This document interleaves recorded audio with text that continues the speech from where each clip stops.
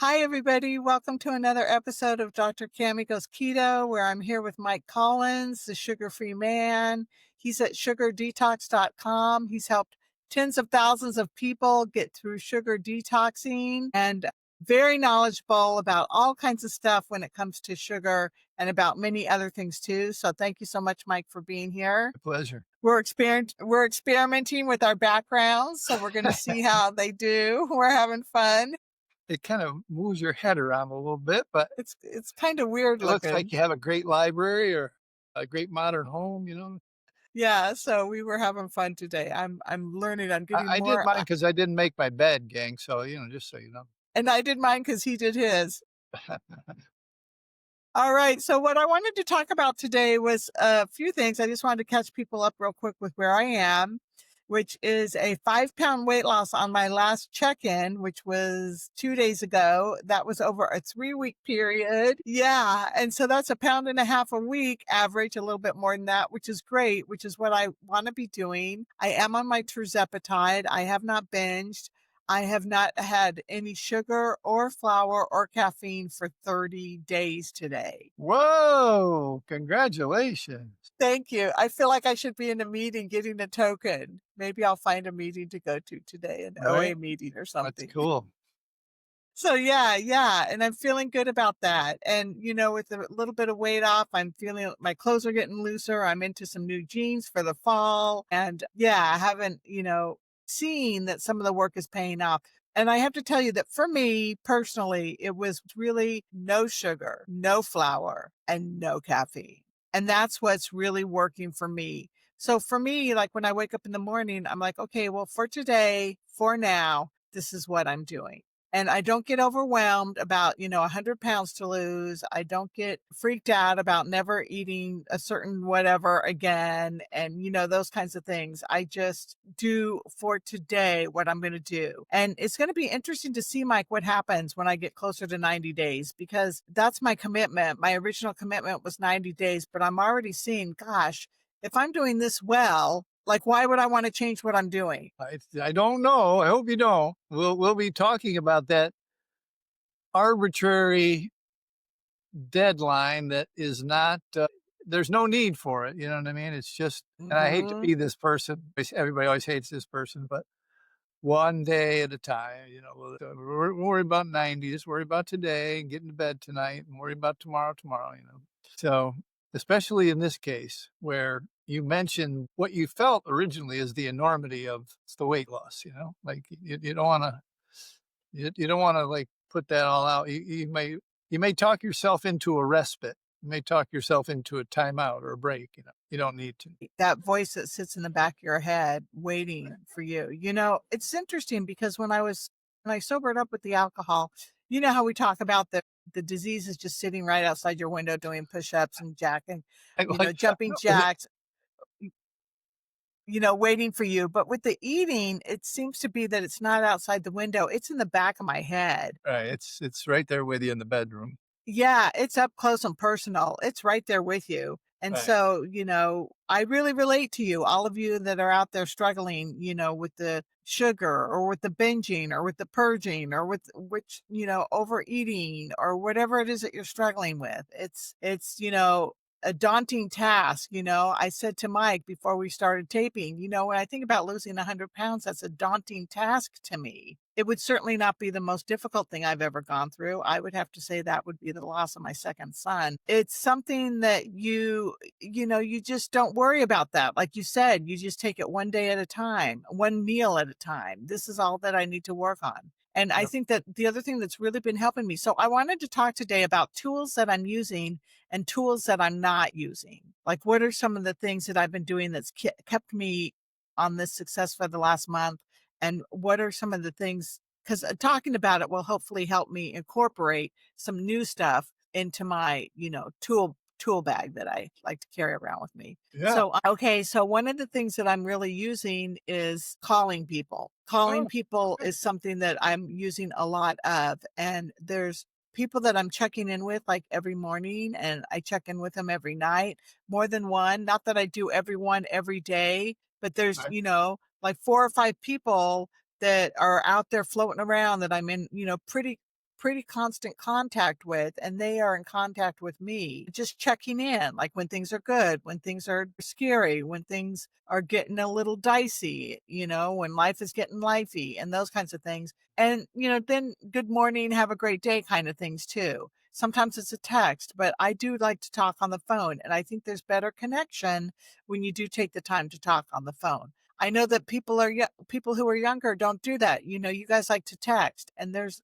a loss of communication that happens in there without the fluctuation and tone of the voice and those kinds of things. So I encourage calls if you can. Absolutely. Yeah, that's a big one. It really is because there's so many components to, you're being vulnerable, you're building more connection, more relationship where well, if you do get in trouble, you don't feel guilty or weird calling them when you're in the bathroom at a wedding and you're like, you're a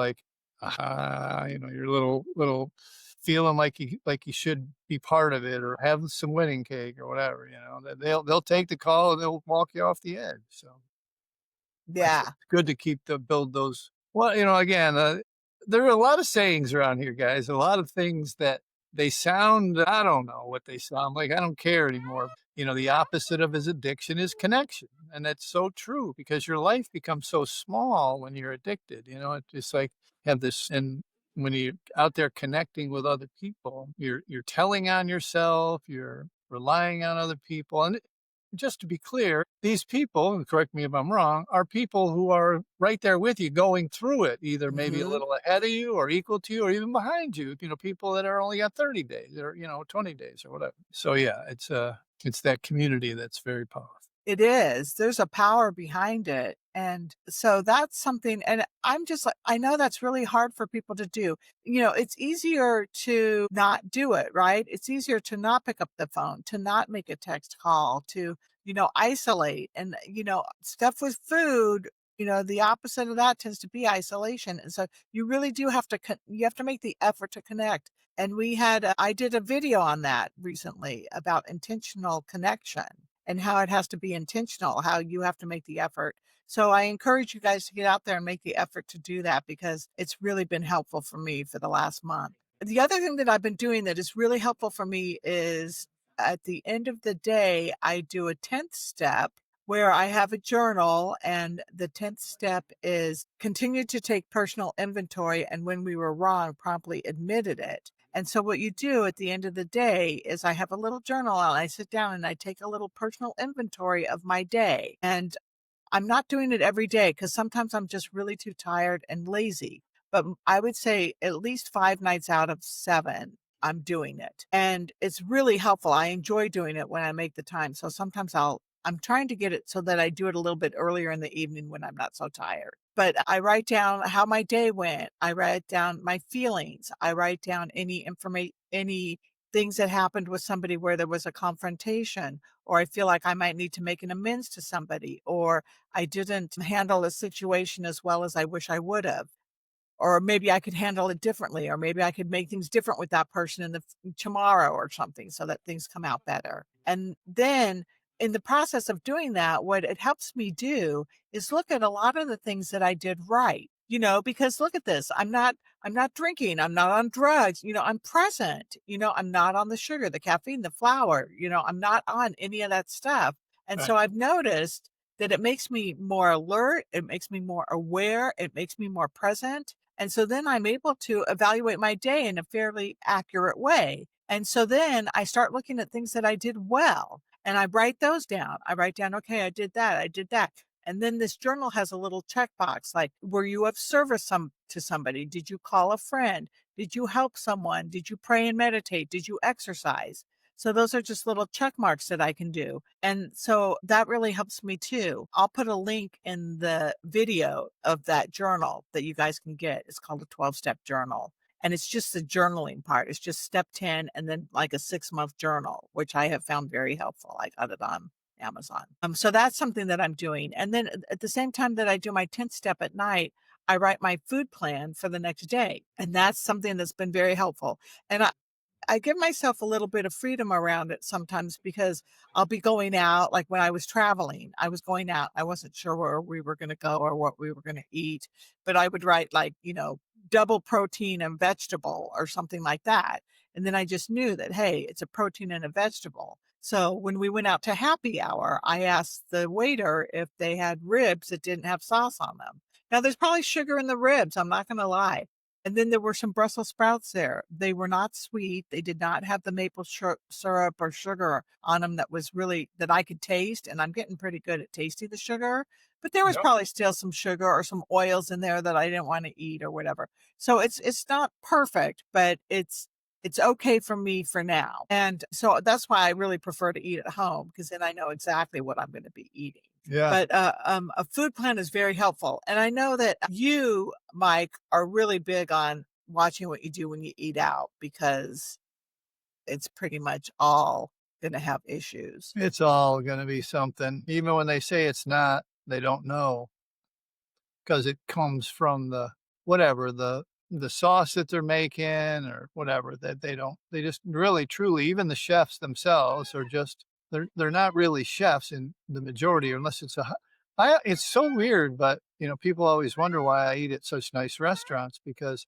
in nice restaurants, you can get a dry piece of fish or a dry piece of chicken or whatever, Here's my cat.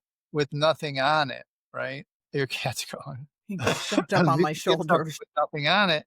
But if you were to even a place like Applebee's or somewhere like that, that stuff is prepared like 100 miles away. There's no way even the people that are warming it up know what it is. So, and you don't even know, like, even in a situation with a burger. So it's hard. There could be breadcrumbs in it for all you Exactly, know. exactly. So it's difficult, and in the early days, it's best to just eat at home or, like I said, go to an expensive restaurant where you can, get a order the way you want it. It doesn't even have to be that expensive. It just has to be not something that is a lot of pre-made stuff. But it's also like anything in life too, right? You just do the best that you can. When you're in the situation, and you know which things are red foods that you should not touch in any way, shape, or form ever. If you intentionally, if you know that they're coming into that meal, and then, Right. you just do the best that you can. But yeah, so that's something that's been helping me too. So I have to say that those are probably the biggest ones that I've been using, and a lot of positive affirmations too. Like Mhm. when I do my step 10 at night, that's one that's been really helping me just say, You did a great job today, Cammy," and giving myself credit and just writing it down and absorbing that good job well done for today has been really helping me a lot. Knowing that, it's really hard for me to think about years and years and years of going, without sugar, flour, and caffeine. But, for me now, it's just one day at a time, like we've been saying, and I'm kind of harping on that, but I don't have to worry about forever. I just have to worry about today. Exactly. Yeah, that's the most important part. I mean, you just worry about one more day and one more day, and that's it. And then that becomes a habit. Truly, it becomes a habit. You're not it's also kind of a meditation of sorts. You're not thinking about the past. You're not thinking about the future. You're just thinking about today, and it does bring you back. And here's the thing, and this is we never really talked about this, but I wanna dive into it a little bit here. Is that I do believe in the reprogramming of all this or the change, what we call the behavioral change that you're making. It's almost like you get a completely clean slate in life for your mental activity, whatever that mental activity is. I've said this many times, but I've had people lose 100 pounds. I've had people put type 2 in remission, but they're more excited that their brain came back online, that they could think better, they could remember better, right? And what I'm getting at here is super important. I think it's like a gift from the universe, God, your discipline is that you truly, truly, truly, and this obviously with the advent of the rise of metabolic psychiatry and people getting off of meds and all this kind of stuff, depression meds become too powerful for someone who doesn't use sugar. Happens all the time with us. Okay. And when you get off flour, sugar, and caffeine, and you're not using any, psychoactive kind of medication for depression, If you are, they become too powerful, you have to get off them, and the same with diabetes medicine, the metformins and such, even the insulin. But the one I'm trying to get at here is the most amazing thing that no one really puts together in all this, and that is you just can't feel those ruminations of the past, those negative perceptions or negative thoughts of the future, basically the definition of depression, or, those procrastination things. It's like you get a completely clean slate. You get a clean slate to everyday change, to change in better ways. And it would manifest this stuff in a one day at a time where you're only thinking about today, but you're only thinking about today on a clean slate, a brain that is Mhm. rewiring itself to know that you need to, if somebody upsets you, you can't go to the vending machine. If somebody upsets you, you can't go to the convenience store. You've got to get a massage. You've got to go to walk the dog. You've got to call someone. You've got to do something different because you don't have that avenue. And it literally removes old patterns. They fall away because you are programming biochemically, you're programming new habits, right? This is the way that I describe that. It's not often talked about that you're given this clean slate, this brand new slate of mental patterns that no longer are automatic, no longer like the whole eat the sugar, upset, eat the sugar, a little bit okay for 20 minutes, then crash, that's gone, and as a result, and excuse me, the advent of metabolic psychiatry has proven that over the long term, you can ameliorate the symptoms of depression and a bunch of other things, or whatever, procrastinate, doesn't matter. You've got that brand new slate. So use it right now, and only use, or only like participate in positive rewiring. So go Mhm. exercise, go to the gym, go to whatever it is when you're upset. This whole thing, as we've talked about many times, is this, and this is very apropos at 30 days, has always been to learn ways to self-soothe, to change the way that you self-soothe. And now here you are, you've got this 30 days and you're developing new habits, and the old neural pathway that's run a lot of your life is withering, and it's being cemented over, and you're building this new neural pathway, and that gets stronger, and all of the negatives of that old one fall away, which is the rumination of Mhm. the past and the negative projections into the future. So Mhm. yeah, I mean, again, I don't talk about that enough, but I think it's super important, and especially at a 30-day juncture. Yeah, because I do feel really clean. I feel like, like an empty slate. I totally relate to what you're saying. And one of the big things for me that's going away is shame and guilt. Yes.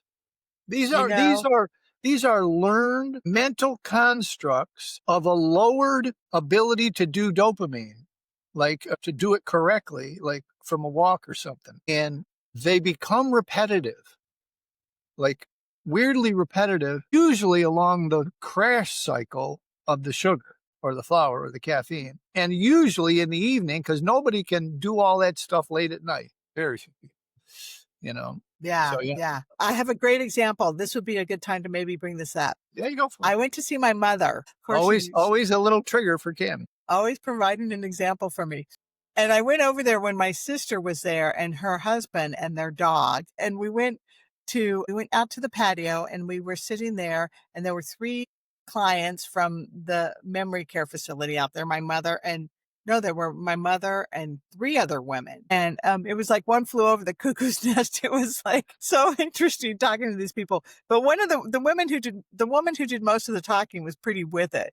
And so that was really interesting to hear her stories. And I think Right. most of them were actually true. But there was a lull in the conversation, and my mom looked over at me and looked over at the woman that was sitting next to me, and she goes, "Oh, a little person and a big person." And she just sat there, and then everybody just kind of looked at her like, "Why did you just say that? Like out of the blue, like it's not even starting a conversation or anything." And so everyone was just kind of staring at her. Now she didn't say fat, so I'll give her credit for that, right? She didn't call me fat, but she called me big. And I said, "Well, if you put us together, that makes one medium person."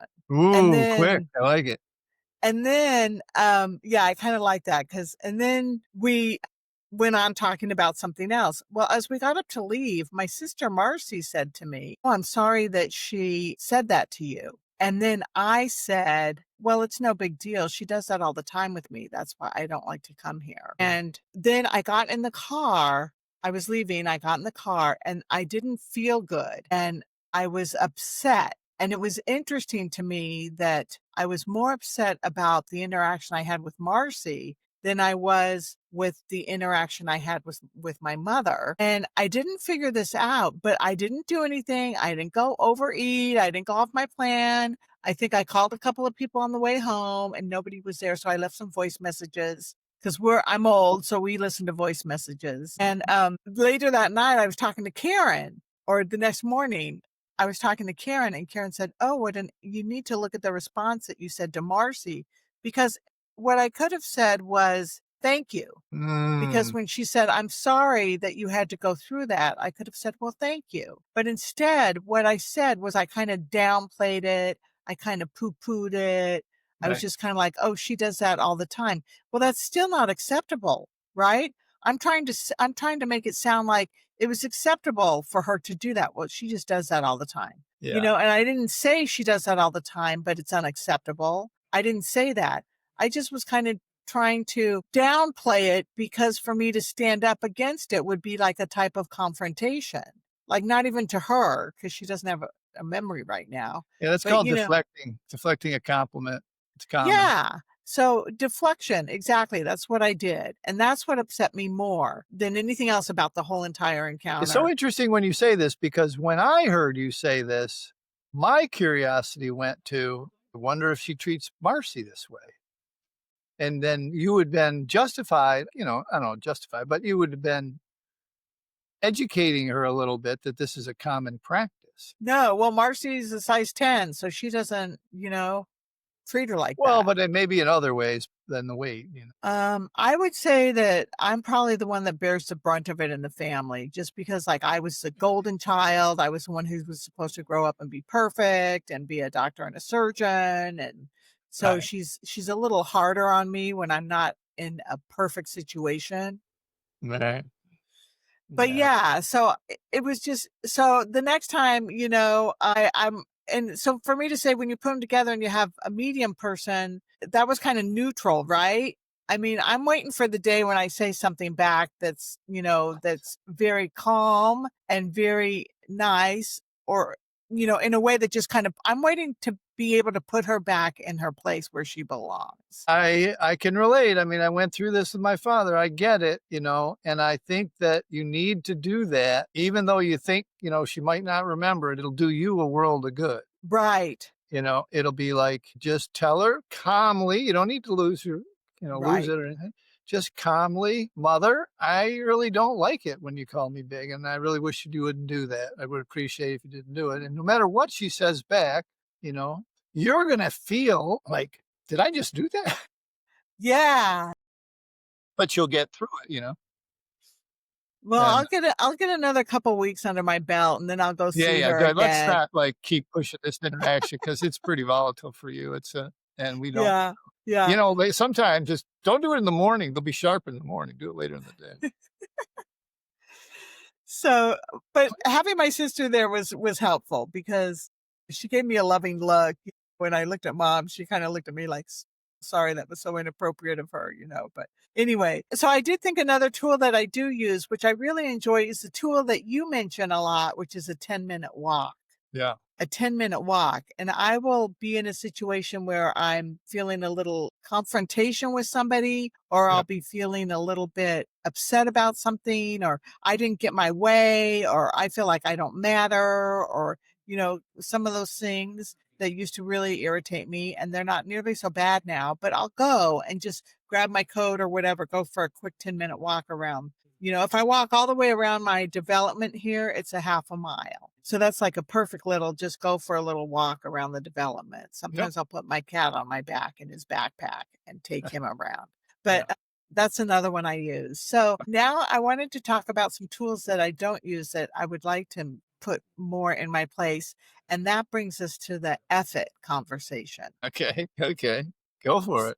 Well, so I can describe what we were talking about earlier, which is yeah, when you get to F it, and for I don't know what YouTube's like or anything, so we'll leave it at that, but you know what it is, right? It's like you just say, and you've gone too far already. You're way too far down and you can't get there. So you've got to have interrupts in between there. And we were talking about the pattern interrupt stuff, which is cravings. I think I need, I think I deserve a little treat. Whatever the language that you use when you're about to use something, the sugar or whatever, and get a coffee, what have you, is you have to interrupt that pattern.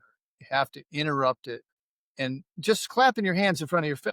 Anyway, you need to interrupt yourself. And there's a lot of ways to interrupt yourself. That's just the basics. You can go for a walk. You can, as you mentioned before, but you have to do it immediately. You have to, snap your fingers in front of you, so that these things become, basically the whole snap out of it kind of thing. Snap out of it because as we discussed before, this is like a remnant old program coming up when you're having some emotional upset or worry or fear or something else. It's coming up and you need to stop it. You need to redirect it into something positive, holistic, healthy, right? And pattern interrupts it is literally the entirety of, well, pretty close, the entirety of how Tony Robbins built his empire. It's changing your state, okay? Changing where you are right now. And if you've got 30 days like this, if you've got time, which you don't, there's no instant gratification, you're not like physically, you've got a little time to think about it. You can interrupt it, do something healthy and positive. Interrupt it, do something healthy and positive. So if you can get that, if you can remember to do that long before you get to F it, then you're going to be much better off. yeah. And I said to you before we started taping that every time that I've gotten to effort, I'm within 5 or 10 minutes getting sugar into my You didn't body. win. I did not win. It's quick. I remember the last time it happened, I was in the car and it took me 4 minutes to get to the store, maybe 5 minutes to 6 minutes to go buy the stuff and 2 minutes to get in the car. I was even be eating it on the way out of the grocery store. Before I even get out the grocery store, I'm opening the bag and grabbing whatever it is that I got from the bakery that's not even wrapped and just Right. sticking it in my mouth. I feel at this juncture, I might have to say for people who would never say F it, and that's not part of their world or vocabulary, is that any trigger where you have reached the end of your rope is what it means. Okay. If you like, I'll start tomorrow is one. Okay. I'll start Monday is one. There's a lot of different ways this manifests itself. A rationalization of one of those two, or any other rationalization you have, like, I've lost 40 pounds. I can have a little at this wedding. There's a lot of rationalizations that sound just like F it that we could, that would substitute for F it. So be careful of those as well. Yeah, that's a good point. Good Yeah. point. And then some other tools that I need to continue working on is journaling and meditation. Those are two that I find that when I do take the time to do it, I enjoy it. I kind of look at those as like, I don't have the time to do it because I want to do it for 20 or 30 minutes, journal, or I Right. want to meditate, for at least 15 minutes or something. But those could even be 5 or 10 minute things that could just be, you can jot down a lot of words in 5 or 10 minutes if you're, really focusing on that. So Yeah. those are some two that I could use a little more help, a little that I could use better in my toolbox. Yeah. They're powerful. They're really powerful. I mean, I have to admit, not that great at them. And like when I'm journaling, I feel like I already know this stuff. I don't know. It's a weird feeling. And my meditations are, I call it bed med. I like that. What is it? Alpha state or whatever the state is where you're kind of drifting off, or when you're waking up, you Mhm. go back, go pee, get back in the warm bed. And then you have this kind of in and out, and you can set intentions and you can visualize your life in a more positive way. Again, Mhm. remember, we're back to a clean slate.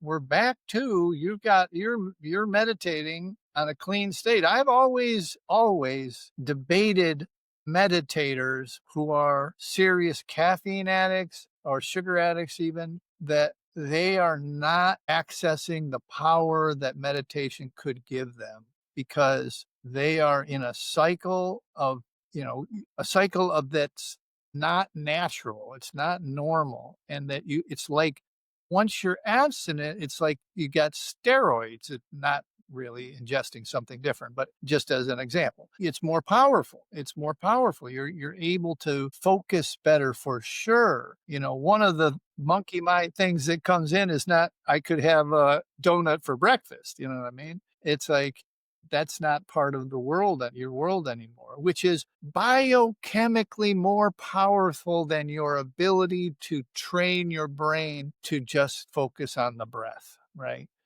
Overwhelming your ability to just be quiet and focus on the breath. It's just like donut, donut, donut. You know what I mean? It's because especially if you're still on it, but even in different times in the first year when you've not reprogrammed good enough. It's those are good ones. Yeah, and then the last thing I wanted to mention was going to meetings, my sugar support meetings and my other addiction meetings and OA meetings, Overeaters Anonymous meetings. I have found those to be very helpful for me because they don't have a specific food plan that you're on. You can kind of do it, whatever plan is working for you. Yeah, those, reaching and connecting and being, that is something that I am actively doing. So, One yeah. thing I would suggest for the audience, and if you're especially in a big metro, and I would ask you to do this too, Cam. I mean, I would search up a Food Addicts Anonymous, Food Addicts Anonymous, Food Addicts in Recovery Anonymous, which is the big one. Yeah, that's the one. Food Addicts in Recovery Anonymous. Yeah, Food Addicts in Recovery Anonymous. Naming a food plan, they're a little anyway.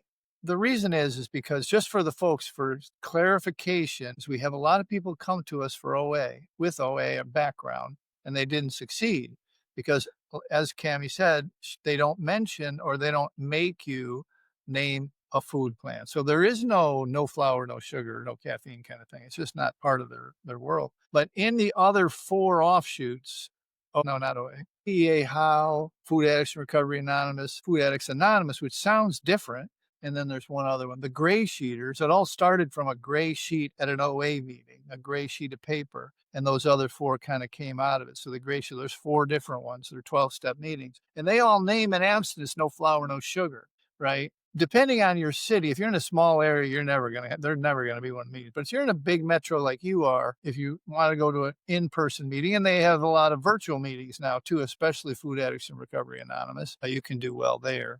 Right. I just think there's a little leg up of the maturity of the recovery. The maturity of the recovery, meaning these are people who have gone years without flour and sugar. Okay. Part is important. I don't know how to say this without being unkind, but the machinations that people in OA go through. When I lived in Los Angeles, I would go to some OA meetings just to see the suffering at no exaggeration, 10, 15, and 20 years in, and the weight issues of people that far in because no flour, no sugar was not on their plan. And they never got what we've talked about this whole hour, which is that new reset of the brain wiring. They never got that.